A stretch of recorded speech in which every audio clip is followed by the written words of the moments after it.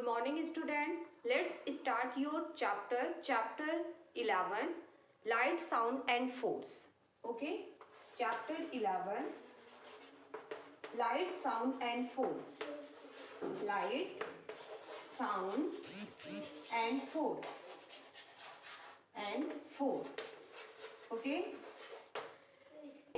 and we have already studied about light and force. Okay, and our today's topic is sound.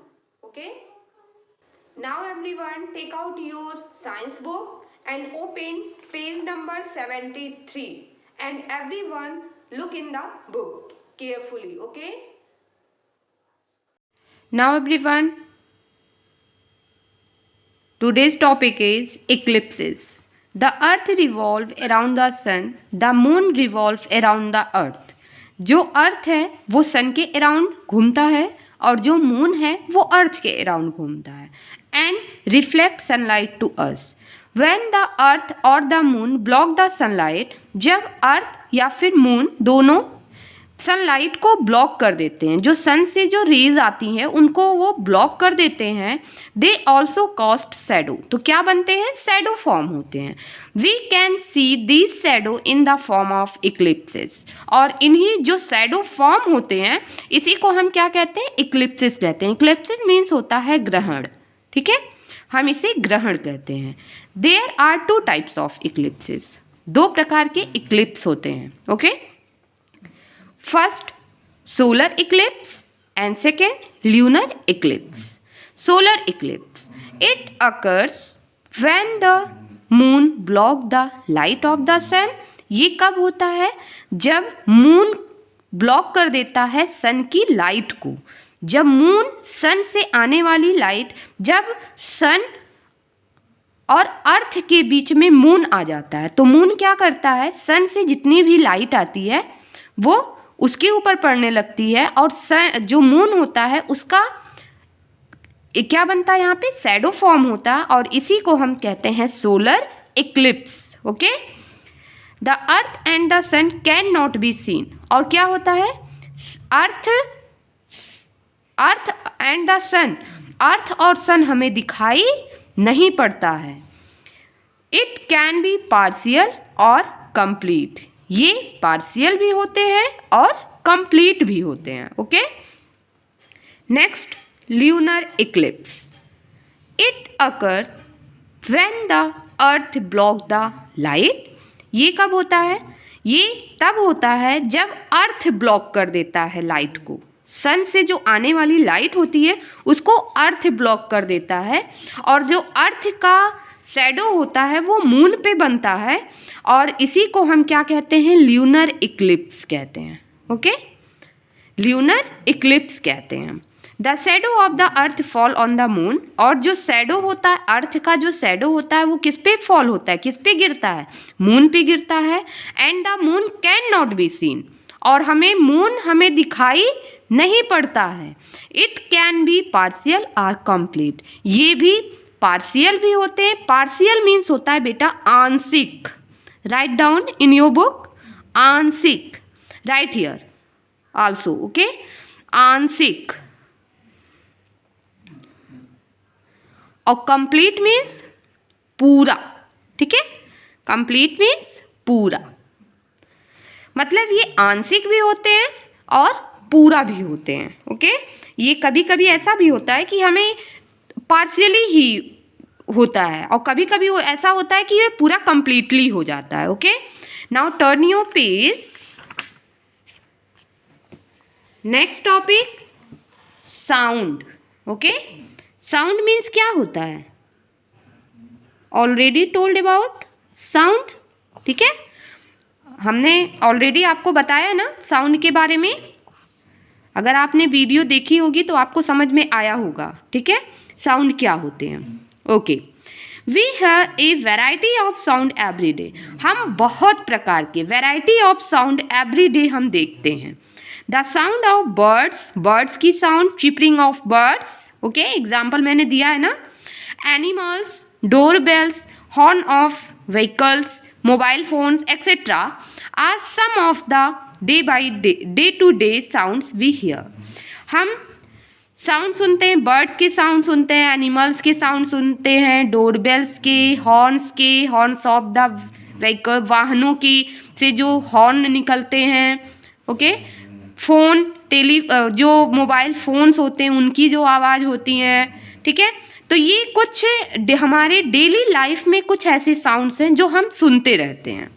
Some sounds are pleasant, और उसमें से कुछ जो होती हैं वो हमें सुनने में अच्छी लगती हैं to hear, whereas some are unpleasant, लेकिन कुछ ऐसी जो होती हैं जो हमें अच्छी नहीं लगती हैं सुनने में, हमें अपने कानों को बंद करना पड़ता है, okay.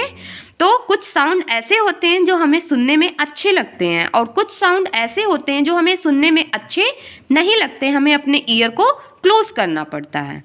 Loud and unpleasant sound are called noise, और यही जो अनप्लीजेंट साउंड होते हैं उन्हीं को हम क्या कहते हैं, नॉइस कहते हैं, okay.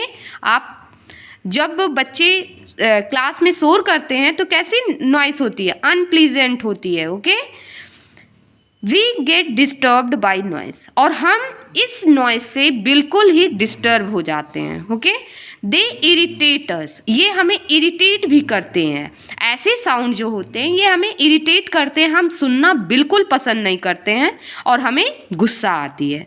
And can damage our ear drum, और ये ऐसे साउंड हमारे ईयर डर्म्स को भी क्या करते हैं, हार्म पहुंचाते हैं, डैमेज करते हैं, उसे खराब कर देते हैं। This is also called noise pollution, और इसी को हम नॉइस पोल्यूशन भी कहते हैं, ध्वनि प्रदूषण। नॉइस पोल्यूशन की जो हिंदी मीनिंग होती है वो होती है ध्वनि प्रदूषण, ओके। ध्वनि प्रदूषण भी इसको हम कहते हैं। We should avoid making such sound, हमें इस तरीके की साउंड को अवॉइड करना चाहिए, हमें इस तरीके के साउंड को बिल्कुल नहीं सुनना चाहिए जिससे हमारे ईयर ड्रम्स को हार्म पहुँचे, ओके। और इस तरीके के साउंड हम सुनना भी पसंद नहीं करते हैं, इसी वजह से इस तरीके के साउंड्स को हम क्या करते हैं, हम अवॉइड करते हैं, हम उसे सुनना पसंद नहीं करते हैं, और इसी को हम क्या कहते हैं, नॉइस पोल्यूशन कहते हैं, okay. We should not use horn of our vehicles unnecessarily, okay. हमें मतलब जब हमें ज़रूरत नहीं होती है तो हमें हॉर्न नहीं बजाना चाहिए, इससे सामने वाला इंसान इरिटेट हो जाता है, ओके। जब हमें ज़रूरत हो तभी हमें हॉर्न बजाना चाहिए, वैसे हमें हॉर्न बजाना नहीं चाहिए। वी मस्ट स्पीक सॉफ्टली, और हमें बहुत ही सॉफ्टली बोलना चाहिए, okay. And play TV and music at low volume, और हमें सॉफ्टली, किसी से हमेशा सॉफ्टली बोलना चाहिए, तेज़ आवाज़ में नहीं बोलना चाहिए। और जो टीवी होता है जब हम उसे प्ले करते हैं या फिर कोई म्यूज़िक अगर हम सुनते हैं, ठीक है, डीजे उजे अगर हम चलाते हैं तो वो कैसा होना चाहिए, उसका वॉल्यूम जो होता है वो लो होना चाहिए, okay. Now next topic, force. Force means होता है बल, ओके। फोर्स के भी बारे में हमने बताया है। What do we do when we have to move something, हम क्या करते हैं जब कोई चीज़ हमें मूव करवानी होती है या कोई चीज़ मूव करती है तो हम क्या करते हैं, वी आइदर पुल इट और पुश इट, या फिर हम उसे पुल करते हैं, उसे ढकेलते हैं, या फिर उसे हम अपनी तरफ खींचते हैं। इन्हीं दोनों में से हम कुछ ना कुछ करते हैं कि जिससे चीज़ें मूव होती हैं, ओके। ए पुश और a pull is called force, और इसी को हम क्या कहते हैं, पुलिंग और pushing is called force. A pull और a push is called force, okay. ढकेलना या खींचना, इसी को हम क्या कहते हैं, फोर्स कहते हैं। Force can do many things, और फोर्स की हेल्प से हम बहुत सी सारी चीज़ें कर सकते हैं, ओके।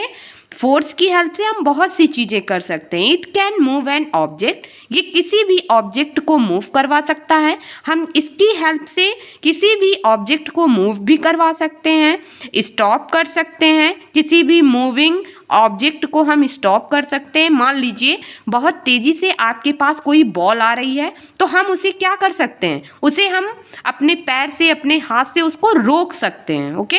तो मूविंग ऑब्जेक्ट को हम स्टॉप भी कर सकते हैं, और उस बॉल को अगर हमें कहीं थ्रो करना है, किसी को देना है और वो पर्सन आपसे कुछ डिस्टेंस पे है तो हम उसे बहुत तेज़ी से फेंक सकते हैं जिससे वो वहाँ तक पहुँच जाए, ठीक है। तो हम किसी भी ऑब्जेक्ट को मूव भी करवा सकते हैं और किसी भी ऑब्जेक्ट को हम क्या कर सकते हैं, रोक भी सकते हैं, okay.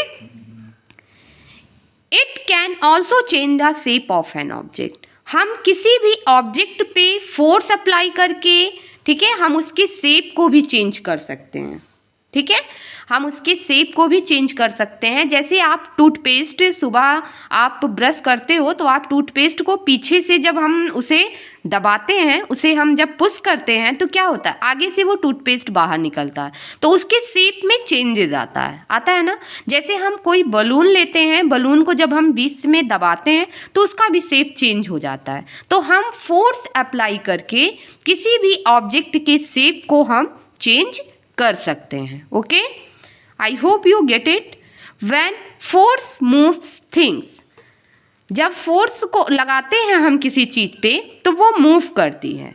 Work is said to be done, तो हम बोलते हैं कि काम हो गया, ओके। जब हम किसी चीज़ पे फोर्स अप्लाई करके जब हम उसको किसी डिस्टेंस तक डिप्लेस कर देते हैं तो हम बोलते हैं कि काम हो गया। Work is said to be done, okay. When an object move on the other object, when an object move on the other object, okay. जैसे कोई, ये एक ऑब्जेक्ट है पेंसिल, ओके, और ये एक ऑब्जेक्ट है आपकी बुक, ठीक। हम इस पेंसिल को इस पे हम जब इस पे फेंकते हैं तो ये कुछ दूरी चल के फिर जाके रुक जाती है, ओके। तो a special type of force develop between them, तो इसके पेंसिल के बीच में और आपके बुक के बीच में एक स्पेशल टाइप ऑफ फोर्स लगा जिसे हम क्या कहते हैं, फ्रिक्शनल फोर्स कहते हैं, okay. This type of force is called frictional force. वो क्या करती है, फ्रिक्शनल फोर्स की है, क्या होता है कि किसी भी मूविंग ऑब्जेक्ट को वो जिस डायरेक्शन में वो मूव करता है उसके अपोजिट डायरेक्शन में वो क्या करता है, फोर्स अप्लाई करता है, जिससे उस ऑब्जेक्ट की मोशन जो हो वो स्लो हो जाए, वो रुक जाए, ओके। और इस तरीके के फोर्स को हम क्या कहते हैं, फ्रिक्शनल फोर्स कहते हैं।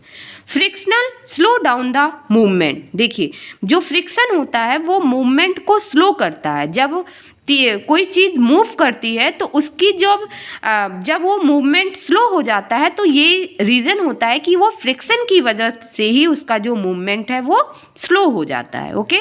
दो सरफेस के बीच में जो फोर्स डेवलप होता है उसे हम फ्रिक्शनल फोर्स कहते हैं, okay. I hope you get it. Okay बेटा, exercise we will discuss by PDF. Thank you and have a nice day.